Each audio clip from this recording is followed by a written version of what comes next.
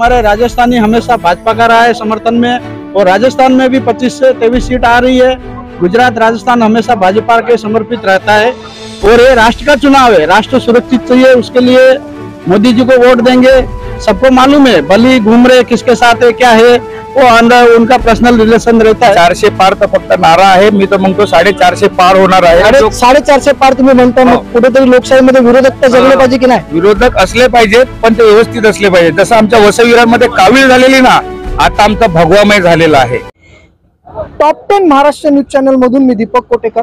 आपण जर पाहिलं तर आज प्रचाराचा शेवटचा दिवस आहे। असा असताना आज नालासोपारामध्ये उत्तर प्रदेशचे मुख्यमंत्री योगी आदित्यनाथ आले आणि त्यांनी सभेला संबोधित केलं। असं असताना तमाम उत्तर प्रदेशच्या लोकांना आवाहन केला की त्यांनी कमलाला मतदान करा। यावेळेला आपल्या सोबत प्रवासी संघाचे काही व्यापारी आहेत, जाणून घेऊया। सर जी नाम बताइए आपका। मेरा नाम जयंतीलाल कोठारी है, राजस्थानी प्रवासी प्रकोष्ठ से भाजपा से।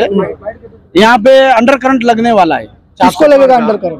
जो भी मतलब भाजपा के विरुद्ध पार्टियां हैं, हाँ। उनको अंडर करंट लगने वाला है। और हमारे राजस्थानी हमेशा भाजपा का रहा है समर्थन में, और राजस्थान में भी 25 से 23 सीट आ रही है।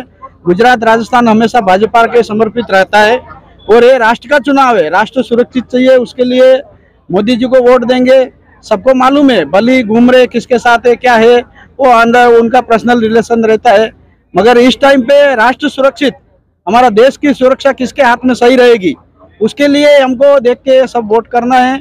और हमने अंडर करंट लगा दिया है सब जगह पे, वो हमारा 400 पार होने वाला है इस बार। तो जो व्यापारी है वसई विरार नालासोपारा के, वो मोदी जी के साथ खड़े, मोदी जी के साथ खड़े थे, खड़े हैं, खड़े रहेंगे। काय वाटतं जितेंद्र अग्रवाल साहेब, बरेच दिवसांनी दिसलात तुम्ही, कुठे होतात ते पहिले सांगा। सर्वात प्रथम तर आम्ही आपलं श्रीरामांचं मंदिर जे झालं त्यासाठी सर्वांना शुभेच्छा देतो। मंदिर जेव्हा झालं तेव्हाच आपली सरकार आलेली आहे। 400 पार तर फक्त नारा आहे, मी तर म्हणतो 450 पार होणार आहे।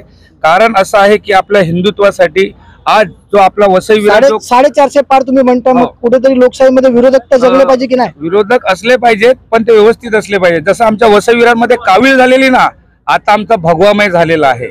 आता भगवामय करून कावीळ आम्ही बाहेर काढून टाकू, पिवळा रंग, आणि आमचा भगवामय राम मंदिर जे बनलेलं आहे तसं जिथे राममय वातावरण बनवू। आम्ही पूर्ण जे आमचा व्यापारी समाज आहे, आम्ही सर्व एकत्र येऊन आता प्रचाराला जे आता सांगता झाल्यानंतर आम्ही दारोदारी जाऊन मतदारांना घरून आणून आणि मदत करायला सांगणार आहोत। आणि आम्ही बॅट पॅकला काम करतो, कधी नेहमी समोर येत नाही, पण येणाऱ्या 20 तारखेला तुम्हाला कळेल की कोणी किती मतं कुठच्या वॉर्डला झालेली आहेत। आणि सर्वजण श्रीरामचे पुत्र असतील, आणि त्यांना मी वंदन करून योगीजींना आज जे आलेले त्यांना मी अभिनंदन करून सांगतो की त्यांनी जे वाक्य इकडे दिलेलं आहे, राम मंत्र इकडे दिलेला आहे, त्यांना मी नमन करून 4 तारखेला तुम्ही सर्वांनी या आपल्या सावरासाहेबांच्या घरी गुलाल उधळणार आहे। भगवामय पूर्ण झालेला आहे, आता काही प्रचाराची गरज पडणार नाही, फक्त आता वोटिंगसाठी सर्व सज्ज राहा। आपण एकंदरीत जर पाहिला तर परवा मतदान आहे आणि 4 जूनला निकाल आहे।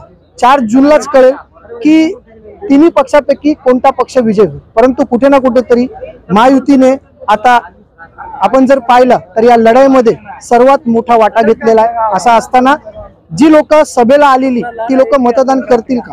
Top 10 Maharashtra news, Palghar.